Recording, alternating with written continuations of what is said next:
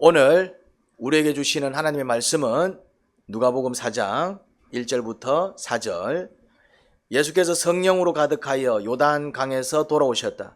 그리고 그는 성령에 이끌려 광야로 가셔서 40일 동안 악마에게 시험을 받으셨다.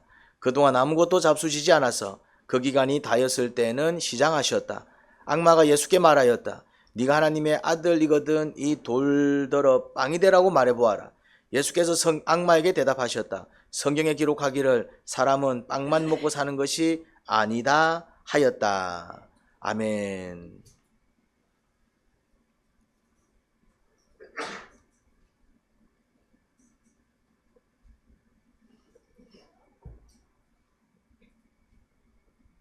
예수님께서 또 성령으로 가득하셨습니다. 어떻게 하면 성령님으로 가득할 수 있을까요? 이걸 다른 말로 뭐라고 합니까? 성령 충만이라고 합니다. 성령 충만. 이게 성령 충만입니다. 성령에 온전히 충만해져서 성령님께 이끌림 받는 것. 이걸 사실 성령 충만이라고 합니다. 성령 충만의 좋은 모델을 보여주셨습니다. 성령님으로 충만한 상태, 예수님께서 성령님으로 충만한 상태에서 또 그 성령님께 이끌려 어디로 들어가셨습니까? 광야로 들어간 것을 볼 수 있습니다. 여러분, 광야는 어떤 곳입니까? 자주 등장하는 곳인데 사람이 살 수 없는 곳입니다. 잠시도 지내기 어려운 곳입니다. 성령 충만은 그런 것입니다. 성령으로 충만해지면은 이 광야도 두렵지 않아 봅니다. 우리도 살다 보면 광야 같을 때가 혹시 있지 않습니까? 비유적으로 내 삶이 참 광야 같아. 혹시 그럴 때 없습니까? 이래 살았으면 뭐 하겠노? 그냥 죽는 게 낫겠다. 막 그런 어떤 마음이 들 때 있지 않습니까? 그런데 성령 충만하면 그런 상황도 가볍게 넘길 수 있습니다. 우리는 환경을 최고의 상태로 만들려고 합니다. 환경을. 근데 그건 불가능해요. 우리는 다들 뭘 원하느냐 하면은 환경을 자꾸 이제 최고의 상태로 만들려고 합니다. 근데 이 환경이 최고의 상태가 되려면은 내가 만나는 사람, 내 주변에 있는 사람들이 전부 예수님이 되어야 됩니다. 그러면은 최고의 환경이 될 수 있습니다. 근데 그게 가능해요? 내 부모님이 예수님이 돼야 돼요. 그리고 내 배우자가 예수님이 돼야 됩니다. 내 친구가 예수님이고 내 직장 상사 동료들이 예수님이어야 합니다. 심지어 내 자녀들이 예수님이고 후배 부하 직원들까지 모두 예수님이어야 합니다. 그러면 어떤 상태가 된다고요? 최고의 환경 상태가 됩니다. 그런 환경이면은 내가 아무리 마귀 같은 놈이어도 아무런 문제가 생기지 않을 것입니다. 무슨 말인지 이해됩니까? 그런데 여러분 주위에 제가 질문을 한번 던져보겠습니다. 여러분 주위에 예수님 같은 사람이 몇 명 있습니까? 여러분 주위에 그래도 이 사람은 정말 예수님 같아라고 느껴지는 그 예수님 같은 사람이 여러분 주위에 몇 명 있습니까? 한 명도 없을 겁니다. 한 명도 없다는 얘기는 모든 사람들이 한 명도 없다는 얘기는 나도 뭐가 아니다는 얘기입니까? 그러니 환경을 최고의 상태로 만드는 것은 불가능합니다.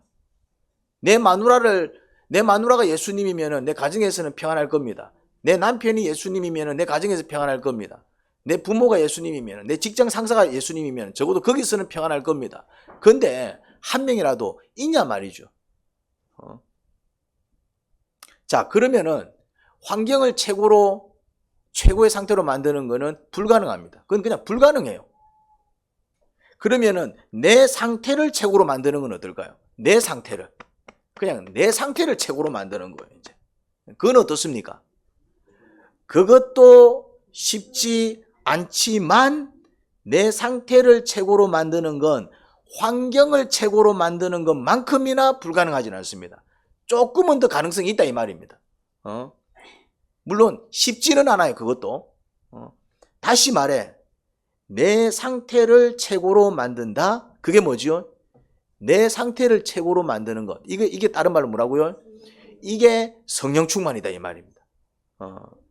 내 상태를 최고로 만드는 것, 환경을 최고로 만드는 것만큼이나 쉽지 않지만 사실 그것도 쉽지는 않습니다. 하지만 환경을 최고로 만드는 것처럼 불가능하지는 않습니다. 조금은 가능성을 가져요. 그렇다면 성령님으로 충만해지는 법을 배워서 성령님으로 충만해져서 성령님의 인도를 받는 삶을 살아보는 건 어떨까요? 그러면은 뭐도 가능하다고요? 광야에서도 그냥 살아남습니다. 광야도 견뎌내더라 이 말입니다. 예수님이 그냥 광야도 그냥 아무렇지도 않게 들어가서 거기서 뭐 하셨다? 금식 기도하면서 심지어 거기서 뭐까지 받으셨다? 시험까지 받으셨지만 예수님이 졌다 이겼다? 이겼습니다. 내 상태가 최고가 되니까 광야도 별 문제가 없고 심지어 거기서 금식 기도라는 무리수를 뒀지만 그것도 거뜬히 해내시고 심지어 뭐까지 있었다? 마귀의 시험까지 있었지만은 그것도 그냥 팅 하고 튕겨내 버리더라 이 말입니다. 어떻게 하면은 우리는 성령님으로 충만해질 수 있을까? 우리 다 같이 고민 한번 해보면 어떨까요? 오늘은 제가 그것에 대해서는 이야기하지 않을 겁니다. 그냥 묵상거리로만 남습니다. 어떻게 하면은 성령 충만해질 수 있을까? 왜냐하면은 오늘은 다른 이야기를 좀 해야 되기 때문에 이야기는 혹시 또 다음에 기회가 되면은 한번 해볼까? 오늘은 그냥 지나갑니다. 그냥 묵상거리만 남습니다. 어떻게 하면 내가 성령으로 충만해질 수 있을까? 한번 고민해 보시기 바랍니다. 오늘은 좀 다른 이야기를 할 거예요. 자, 예수님께서 광야에 들어가서 뭘 하셨어요? 금식을 하셨습니다. 아마 그냥 나 밥 안 먹어 뭐 다이어트 하려고 그런 금식은 아니고 예수님의 금식은 뭐였겠습니까? 아마 금식 기도였을 것입니다.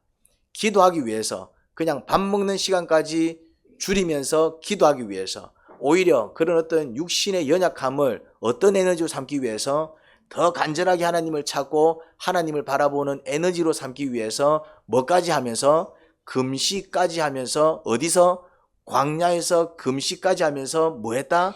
기도한 것을 볼 수 있습니다. 이 금식은 아마 금식 기도였을 것입니다. 다이어트 하기 위해서 줄인 그런 금식은 아닐 겁니다. 밥을 굶으면서까지 하나님과의 깊은 관계 속으로 들어가려고 했던 이유, 예수님은 뭘 준비하셨을까요? 아마 이제 공생에 이제 이 땅에 오신 이유, 사명을 감당하기 직전에 그 사명을 준비하기 위해 마지막 뭐로 준비하셨다? 금식 기도로 준비하신 것을 보게 됩니다. 자, 근데 2절을 보니까 예수님께서 40일 동안 악마에게 시험을 받으셨다고요. 이 표현을 자세히 보니까 이 표현에 의하면은 마귀가 언제부터 예수님 곁에 있었던 것을 볼 수 있습니까? 그렇죠. 그러니까 40일 동안 악마에게 시험을 받으셨다 이렇게 적혀 있어요. 그러니까 악마는 예수님 금식 마칠 때쯤에 나타난 게 아니라 요 표현에 의하면은 언제부터 악마가 예수님 곁에 있었을 거라고 우리가 유추할 수 있습니까? 그렇죠. 시작할 때부터 예수님이 나 금식 기도해야지 하러 갈 때부터 마귀는 뭐 했다고요? 저 예수라는 사람이 금식하네, 기도하네. 그때부터 뭐 했다고요? 실 걸어왔다는 사실을 볼 수 있습니다. 요거 잘 보셔야 됩니다. 사탄은 언제부터 우리 옆에 온다고요? 뭐라고요? 그렇죠. 언제나. 그렇죠. 내가 기도해야지 그러면은 기도 한참 하고 있을 때 오는 게 아니고 언제 온다고요? 내가 기도해야지 하면은 그때부터 실 와가지고 뭐 한다고요? 어떻게 하면은 기도 못하게 할까? 내가 이제 내일부터 운동 시작해야 되겠다. 마음 먹으면은 마귀는 언제 온다고요? 딱 그 마음 먹는 순간부터 실 와가지고 이제 뭐 노린다고요? 어떻게 하면은 운동 못하게 갖고 야를 좀 빨리 죽게 만들까? 내가 이제 자꾸 살이 찌네. 오늘 이제 좀 이제 밤에 이제 먹는 거 이제 그만해야 되겠다. 이제 좀 일찍 자고. 자, 그러면은 언제 마귀가 쉬고 온다고요? 그 마음을 딱 먹고 이제 다이어리에 뭔가를 이제 쓰기 시작하고 묵상 기록에다가 오늘부터 이제 내가 이렇게 해야지 결단 쓰기 시작하면 그때부터 뭐가 싹 온다고요? 살 오기 시작한다. 마귀가 언제 예수님에 따라 붙었다고요? 아, 내가 광야에 들어가서 금식하면서 기도로 좀 준비해야 되겠다. 그때부터 마귀는 뭐 했다고요? 어이구 어이구 이러면서 따라 붙은 것을 볼 수 있습니다. 그때부터. 다시 말해 예수님께서 성령님으로 충만해서 성령님의 인도를 받아 광야에 들어와 금식 기도하는 동안 악마가 바로 그 옆에서 예수님을 시험하고 있었던 것입니다. 물론 계속 쫑알쫑알쫑알 끓였던 건 아니야. 그건 아닌 것 같아요.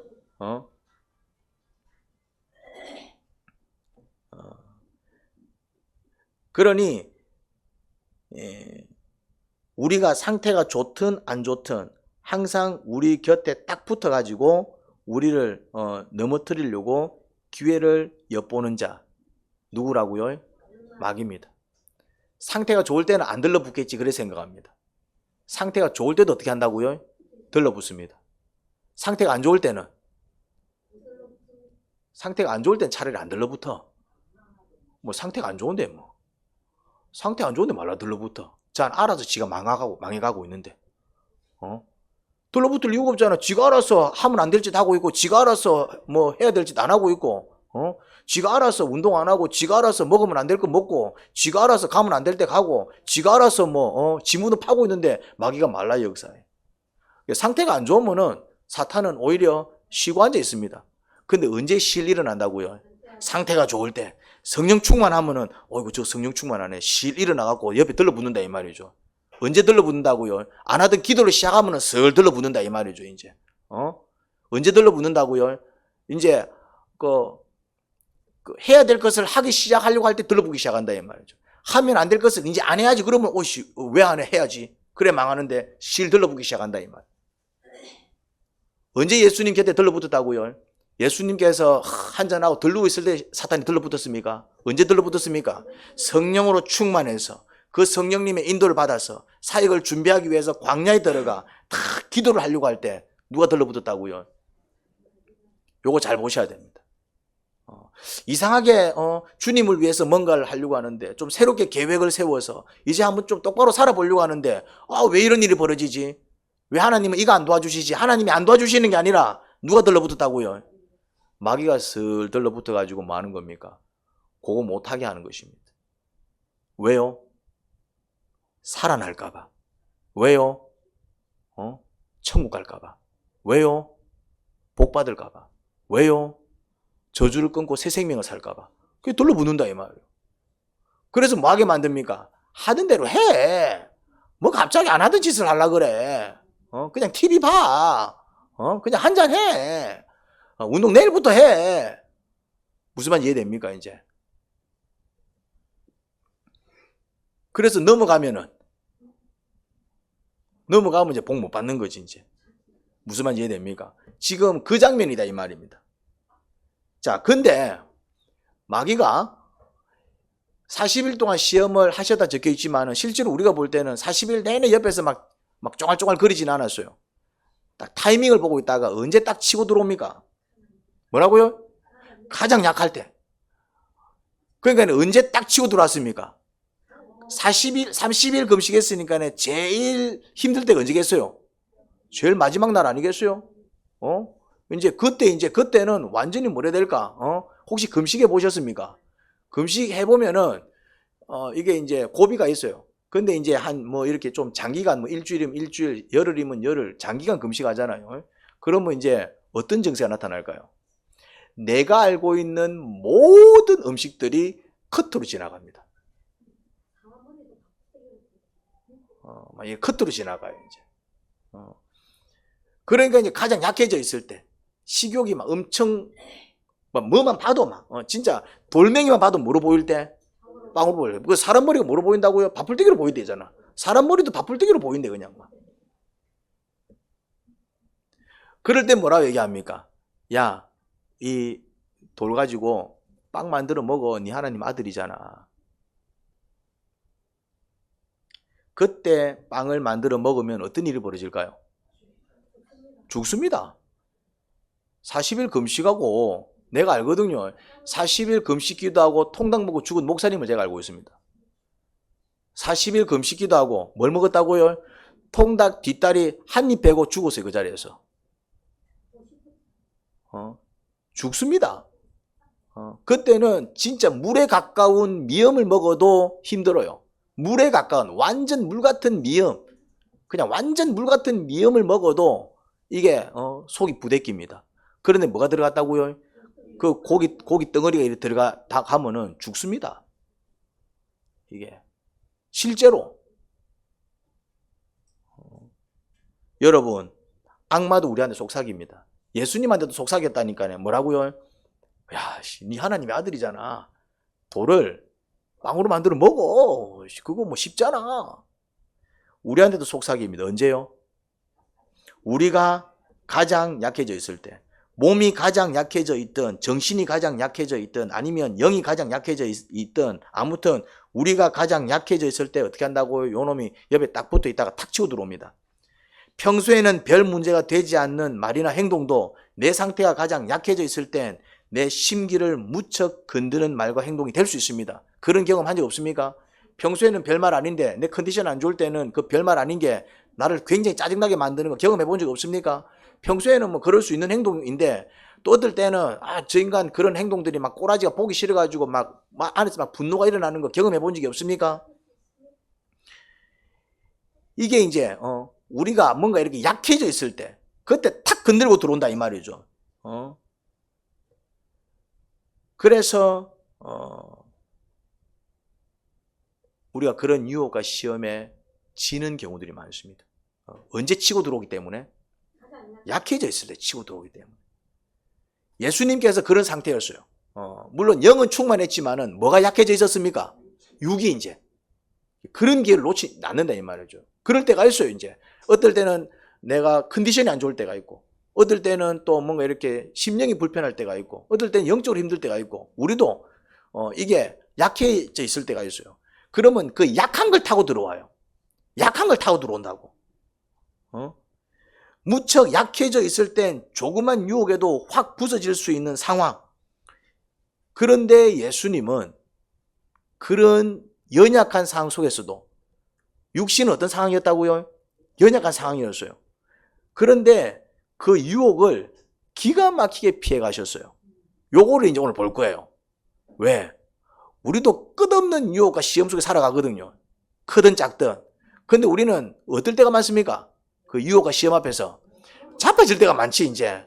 그러니까 이제 그나마 또 깨어있는 사람은 아이고 주님 또 내가 성질 부렸어요. 아이고 주님 또 내가 이랬어요. 아이고 주님 이러면서 이제 그나마 또 자복하고 반성하고 회개하면은 그나마 또 회복이 또 될 수 있지만은, 그런데 항상 뭘 경험합니까? 자빠지고 넘어지고 왜 이러지? 그런데 예수님은 세 번의 어떤 유혹과 시험이 있었는데도 불구하고 그것도 언제? 아주 연약해져 있고 아주 이렇게 힘든 상황 속에서도 그냥 걷더니 탁탁탁탁 비껴나가는 것을 보게 됩니다. 요거를 한번 배워보자 이 말입니다. 할렐루야. 악마가 너무나도 혹한 유혹을 던질 때마다 예수님께서 공통적으로 하신 말씀이 있습니다. 요 말씀을 보셔야 돼요. 발견하셨습니까? 뭐라고요? 그렇죠. 세 번의 유혹마다 다 다른 내용이었는데, 다른 거는 다 다른데 딱 똑같은 말이 세 번 동일하게 반복되고 있습니다. 보셨습니까? 뭐였죠? 요게 이제 힌트다 이 말이죠. 4절에서 성경에 기록하기를, 8절에서 성경에 기록하기를, 또 몇 절에 나옵니까? 12절에서 성경에 기록하기를. 세 번 모든 유혹에 다 주님께서는 어떻게 응대하셨다고요? 성경에 기록하기를. 여러분, 예수님께서 이 유혹과 시험을 뿌리칠 때 사용하신 방법이 뭐였다고요? 성경에 기록하기를. 뭐라고요? 따라하시 바랍니다. 성경에 기록하기를. 큐. 요거를 외우셔야 돼요. 요게 답입니다. 요게 성경에 기록하기를. 분명 예수님은 악마보다 힘이 세셨을 것입니다. 하나님이니까. 그러니까 예수님은 자기 힘으로도 악마를 제어할 수 있었어요. 근데 예수님은 그 방법 쓰지 않으셨어요. 왜요? 우리는 그렇게 못하거든. 그건 우리가 흉내 낼 수 있는 방법이 아닙니다. 예수님은 천사를 부를 수도 있습니다. 그것도 천군을 불러가지고, 천군을 불러갖고 자 좀 조지라 할 수 있습니다. 그럴 수 있죠. 근데 우리는 그렇게 못합니다. 예수님은 그 방법 쓰지 않으셨어요. 예수님은 어떤 방법을 쓰셨다고요? 그건 무슨 방법이라고요? 우리도 할 수 있는 방법이에요. 요거는 자 따라해 보겠습니다. 성경에 기록하기를. 다 하잖아요. 다 하잖아. 이건 다 하잖아요, 이거는. 그 예수님께서 뭘 보여주셨냐면은 자기가 하나님이기 때문에 자기가 직접 사탄을 그냥 비틀어 버려도 됩니다. 근데 그렇게 하지 않으셨어요. 왜? 그건 우리가 못할 거니까. 여러분들이 마귀를 비틀 수 있습니까? 우리는 못 비틉니다. 그 다음에 천군을 불러가지고 청소시킬 수도 있습니다. 야들 싹 쓸어버려라. 근데 그렇게 하지 않으셨어요. 왜요? 우리가 그렇게 못하기 때문에. 우린 천군을 부를 수가 없잖아요. 근데 우리가 할 수 있는, 이 정도 너네들이 할 수 있는 거야. 그러면서 우리가 할 수 있는 방법으로 주님께서 그 방법을 쓰셨어요. 그게 뭐라고요? 성경에 기록하기를.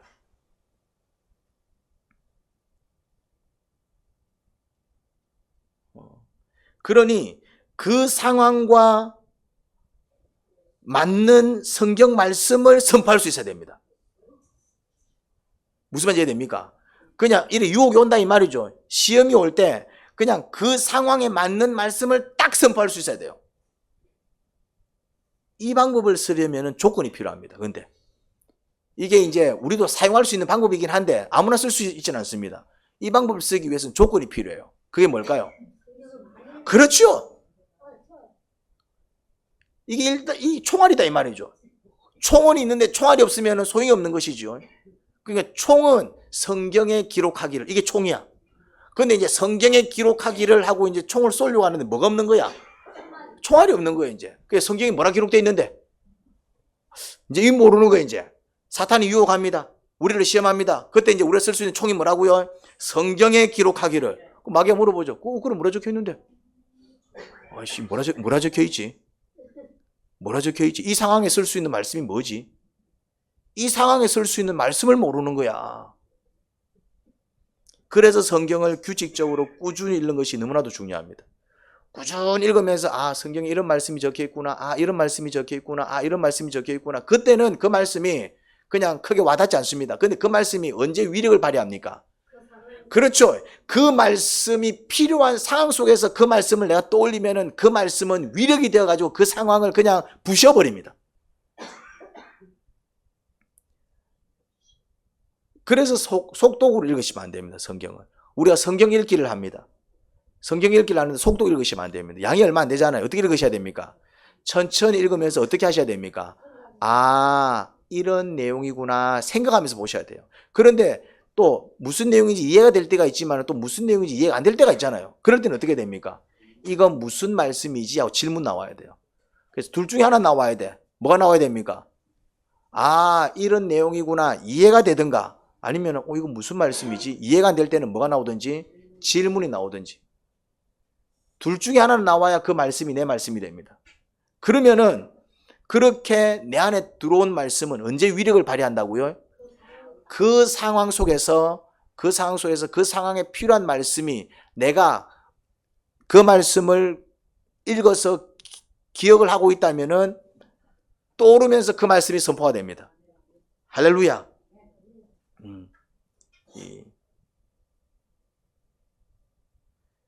자, 한번 같이 좀 실제 예를 통해서 말씀이 어떻게 위력을 발휘하는지 실제 예를 통해서 한번 살펴봤으면 좋겠어요. 자, 일반 사람들이 우리가 사람마다 또 차이는 있을 수 있겠지만은 좀 이렇게 자주 경험하는 마귀의 시험 뭐가 있습니까? 우리가 심리적으로나 환경 속에서 좀 우리가 좀 대부분 사람들이 자주 흔하게 경험하는 좀 일반적인 사례를 가지고 한번 예를 들어보자고요. 가장 많이 또 이렇게 가장 흔하게 경험하는 마귀의 시험, 마귀의 유혹 뭐가 있을까요? 우리가 가장 약해졌을 때 탁 치고 들어오는 시험 중 자주 겪는 시험 중 하나가 뭐지요? 어떤 시험이 있습니까? 뭐라고요? 그것도 있죠. 대표적인 게 두려움입니다. 두려움. 이 시험이 자주 와요. 또 흔하게 겪는 시험 중에 하나입니다. 어떤 이유로 아니면 어떤 상황 속에서 큰 두려움과 불안 속에 갇혀본 적이 없습니까? 그 불안과 두려움이 마귀의 시험이다 이 말입니다. 우리를 두렵게 만듭니다. 뭐 예를 들어서 직장이 쉬 구해지지 않는 거야. 그럴 때 두려움이 생기지 않던가요? 이러다가 내 또 밥 굶는가 아이가? 그 다음에 경제적인 위기에 맞닥뜨렸을 때 뭔가 이렇게 빚을 많이 지게 되었다든지 아니면 생각지 못한 어떤 사건이 생기면서 뭔가 이렇게 금전적으로 처리하면서 뭔가 이제 내가 감당하기 어려운 어떤 경제적 위기를 맞닥뜨리면은 막 두려움이 생기지 않습니까? 마음이 평안합니까? 아니면 힘든 상황 속에서 뾰족한 수가 없을 때 뭔가 상황은 힘든데 뾰족한 수가 없어. 막 도움을 줄 만한 사람도 없고 내가 어떻게 할 수도 없고 그때 마음이 좀 뭐라 해야 될까? 불안이 찾아오고 두려움이 찾아오지 않습니까? 아니면 또 이런 경우도 있어. 아무런 이유도 없는데 불구하고 불쑥불쑥 일어나는 두려움이 있습니다. 이거는 뭐지요? 이유는 없어. 근데 심리적으로 막 그런 어떤 두려움이 일어나. 이걸 뭐라 그럽니까? 이걸 이제 공황장애라 그럽니다. 우울증이 아니고. 엘리베이터 들어갔는데 두려워. 이게 뭡니까? 공황장애. 운전하고 가는데 두려워. 이게 뭡니까? 그 이유가 없는 거잖아요. 운전해서 두려운 게 아닙니다. 운전해서 두려운 게 아니라니까요. 운전해서 두려움을 떠는 사람은 거의 없습니다. 근데 나는 이상하게 운전대만 잡으면 무섭고 터널 속에 들어가면 막 터널이 무너질 것 같고 이게 다 뭡니까? 이유가 없는데도 불구하고 막 심리가 막 불안에 떨어. 이게 뭡니까? 이런 것도 있다니까요. 그러니까 이것도 다 뭐라고요? 마귀의 유혹입니다. 이게 우리를 넘어뜨리는 마귀의 유혹이다 이 말이죠. 이제 그러니까 그게 다 우리가 연약해서 오는 거예요. 공황장애도 내 심리가 연약하게 오는 거고 경제적인 위기라든지 이것도 다 내 어떤 형편 속에서 약해졌을 때 찾아오는 거다 이 말. 그때 탁 치고 들어오는 게 뭐라고요? 두려움이라는 유혹이 들어옵니다. 너 죽을 수도 있어. 너 죽을지도 몰라. 탁 치고 들어온다니까요. 진짜 죽을까요? 안 죽을까요? 거의 안 죽습니다. 거의 안 죽는다니까요. 터널 들어가서 죽을 수 있는 확률은 1%도 안 됩니다. 물론 죽는 경우도 있지만 사고 나는 경우도 있지만 그 퍼센티지가 굉장히 낮다고요. 무슨 말인지 이해됩니까? 물론 엘리베이터에 갇혀가지고 큰 낭패를 당할 수도 있으면 그 퍼센티지가 굉장히 낮다고. 0.1%도 안 됩니다. 무슨 말인지 이해됩니까? 그런데 왜 들어갈 때만 두렵냐 이 말. 네 죽을 수도 있어. 너 갇힐 수도 있어. 이게 뭐라고요? 마귀가 주는 유혹이라니까요. 자, 그러면은 이런 상황 속에서 내가 선포할 수 있는 성경에 기록되어 있는 말씀 뭐가 있을까요? 그 성경 말씀이요? 그 성경에 기록되어 있는 말씀이요? 성경 주소도 정확하게 알아야 된다. 이게 성경 말씀인지 부처님 말씀인지 알기 뭐라. 이사야 43장 1절에서 2절. 그러나 이제 야곱아, 너를 창조하신 주님께서 말씀하신다. 이스라엘아, 너를 지으신 주님께서 말씀하신다. 내가 너를 속량하였으니 두려워하지 말아라. 내가 너를 지명하여 불렀으니 너는 나의 것이다. 네가 물 가운데로 건널 때에 내가 너와 함께하고 네가 강을 건널 때에도 물이 너를 침몰시키지 못할 것이다. 네가 불 속을 걸어가도 거리지 않을 것이며 불꽃이 너를 태우지 못할 것이다. 요게 성경에 기록되어 있는 말씀입니다. 성경에 기록하기를. 그럼 뭐라 기록되어 있는데? 이사야 43장 1절 2절. 그러나 이제 야곱아, 너를 창조하신 주님께서 말씀하신다. 그렇게 선포해야 된다 이 말. 이스라엘은 너를 지으신 주님께서 말씀하신다. 내가 너를 속량하였으니 두려워하지 말아라. 불 가운데로 건널 때 내가 너와 함께 할 것이다. 그것이 너를 침몰치 못할 것이다. 선포해야 된다. 그럼 어떤 일이 벌어질까요? 두려움이 온데간데 없이 사라져 버립니다. 이사야 42장 5절 6절. 내 영혼아, 네가 어찌하여 그렇게 낙심하며 어찌하여 그렇게 괴로워하느냐. 너는 하나님을 기다려라. 이게 성경 구절입니다. 이제 내가 나의 구원자 나의 하나님을 또다시 찬양하련다. 내 영혼이 너무 낙심하였지만 요단 땅과 헤르몬과 미살산에서 주님만을 그래도 생각할 뿐입니다. 선포할 때 어떤 일이 벌어진다고요? 마귀가 힘을 못 씁니다. 두려움이 흔들려요. 내가 흔들리는 게 아니라 뭐가 흔들린다고요? 내가 왜 이런 일로 두려워 떨지? 내가 왜 이런 일로 걱정하지? 물론 뭐 엘리베이터 사고 날 수도 있겠지만은 뭐 사고 안 날 경우들이 더 많은데 왜 내가 뭐 엘리베이터 좀 탔다고 내가 이런 무서워하지? 뭐 살다 보면 이런 일 겪을 수도 있지. 뭐 죽기밖에 더 하겠나? 죽으면 천국 가는데 뭐. 이게 확 바뀐다 이 말이지 이게. 마귀가 우리가 연약해졌을 때에 우리 안에 큰 두려움과 불안을 일으킬 수 있습니다. 그때 다 같이 따라해 볼까요? 성경에 기록하기를. 이사야 43장 1절에서 2절. 자, 해보세요.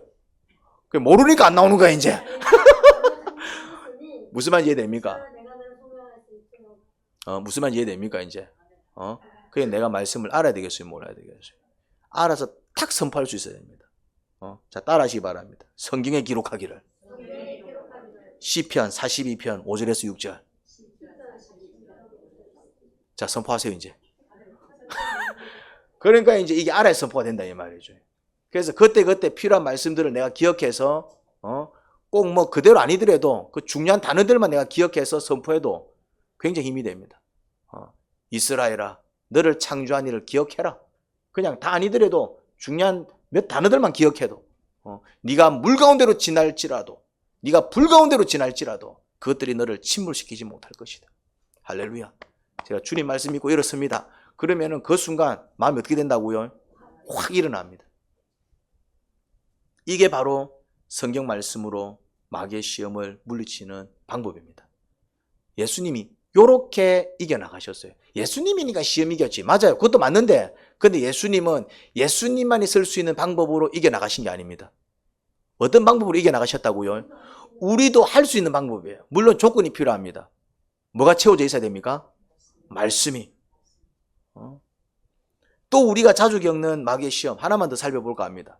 좀 이제 흔하게 겪는, 우리가 흔하게 겪는 또 어떤 시험, 어떤 유혹이 있을까요? 요런 시험이 있습니다. 다음으로 미루는 시험. 이게 우리 안에 많이 오는 시험입니다. 아이, 피곤한데 그냥 막 운동 다음에 할까? 기도할 시간인데 그냥 요거 좀 하다가 할까? 에이, 막 오늘 하루만 더 먹고 내일부터 다이어트 하지 뭐. 이게 다 마귀의 뭐라고요? 시험입니다. 다음으로 자꾸 미루게 만들어버립니다. 정말 중요한 것들을 자꾸 뭐 하게 만든다고요? 다음으로 미루게 만들어버립니다.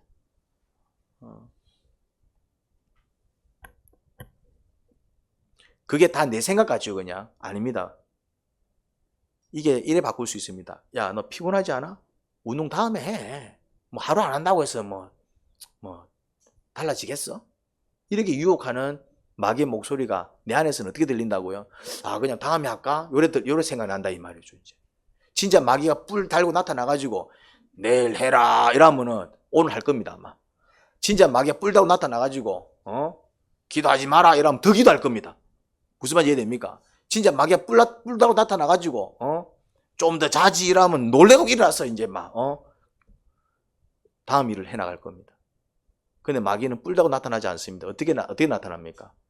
달콤하게 나타납니다. 아유, 그냥 막 좀 더 쉴까? 내일부터 할까? 아유, 피곤한데. 달콤하게. 자, 그러면은 이때 사용할 수 있는 성경 말씀이 뭐냐, 이 말. 그럼 성경도 이런 상황 속에서 또 이렇게 주시는 말씀이 있다, 이 말입니다. 마태복음 25장 26절에서 30절. 그러자 그의 주인이 그에게 말하였다. 악하고 게으른 종아, 너는 내가 심지 않은 데서 거두고 뿌리지 않은 데서 모으는 줄 알았다. 이 쓸모없는 종을 바깥 어두운 데로 내쫓아라. 거기서 슬피 울며 이를 가는 일을 겪을 것이다. 이게 뭐라고요? 성경 말씀입니다. 말씀을 선포해버리는 거예요. 중요한 것을 지금 못하게 하고 다음으로 자꾸 미루게 하는 마귀의 유혹을 뿌리치는 성경 말씀입니다. 이런 생각이 내 마음을 흔들어 놓을 때 어떻게 하라고요? 다 같이 따라해 보겠습니다. 성경에 기록하기를. 마태복음 25장 26절 30절. 자, 해보세요. 선포하세요.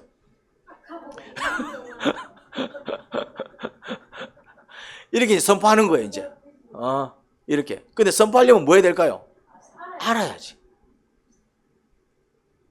성경 말씀을 기억하여 적절한 상황에 선포하는 것. 그러니까 요거 잘해도 웬만한 유혹, 웬만한 시험 다 뿌리칠 수 있습니다. 요거만 잘해도. 악마의 유혹이나 시험을 이길 수 있는 이거 아주 강력한 무기입니다. 뭐만 해도 성경에 기록하기를. 그런데 이 무기를 잘 사용하기 위한 조건이 한 가지 있다 그랬죠. 성경을 많이 읽어서 많이 알아야 됩니다. 단지 양적으로 많이 읽는 건 큰 의미가 없고요. 내용을 살피며 이해가 되지 않을 땐 질문이라도 남기며 그 성경을 하나하나 내 것으로 만들며 읽어 나가셔야 됩니다. 우리 교회는 매일 성경 읽기라는 걸 합니다. 여러분 잘하고 계십니까? 그걸 잘하고 있는지 모르겠습니다. 잘하셔야 됩니다. 성경 읽기를 부지런히 해나가시기를 간절히 바랍니다. 근데 그걸로 또 부족한 사람들이 있어. 나는 더 많이 읽고 싶어. 더 많이 알고 싶어. 더 빨리 알았으면 좋겠어. 그러면 개인적으로 결단하여 또 이래 성경 읽기 양을 늘려서 더 많이 또 읽어 나가시기 바랍니다. 그렇게 정말 무기도 만드시고 총알까지 잘 겸비하셔가지고 그렇게 승리하는 여러분들이 되기를 주님의 이름으로 축원합니다. 하나님 아버지, 말씀으로 무장시켜 주세요. 예수님께서 예수님이셔서 마귀를 제압했을 수도 있겠지만 천군을 부릴 수 있는 하나님이시기에 그 마귀 하나 쫓아내는 거, 그런데 그런 방법 쓰시지 않고 저희도 흉내낼 수 있고 따라할 수 있는 방법을 쓰셨습니다. 성경에 기록하기를, 성경에 기록하기를, 성경에 기록하기를, 그러면서 성경 말씀을 빵빵 선포하였습니다. 그 상황에 맞는 적절한 말씀을 선포함으로 말미암아 주님은 당하지 않으셨습니다. 배가 고팠지만은 빵을 만들어 먹는 우를 범하지 아니하였고, 정말 인기를 얻을 수 있었지만은 그 인기에 굴하지 아니하였고, 그리고 정말 쉽게 걸어갈 수 있는 길이 있었지만은 또 그런 유혹 또한 뿌리치셨습니다. 정도를 걸어가셨고 그 진리에 충실하셨고 아버지 말씀에 순종하였으며 그렇게 하늘의 뜻을 이 땅에 이룬 예수님의 모습을 보게 됩니다. 승리하신 모습을 보게 됩니다. 그런데 그 모든 상황 속에서 승리할 수 있었던 비결은 성경에 기록하기를, 이제는 저희가 정말 그 무기를 장착합니다. 그리고 총알을 만들어서 그렇게 그 말씀을 빵빵 선포하여 승리를 누릴 것입니다. 악의 세력을 꺾을 것입니다. 그 유혹을 뿌리칠 것입니다. 그 시험에 넘어가지 않을 것입니다. 그렇게 당당히 이 땅을 살아갈 것이고 그렇게 주의 일을 감당할 것이며 주의 뜻을 이 땅에 이룰 것입니다. 예수님 이름으로 기도합니다. 아멘.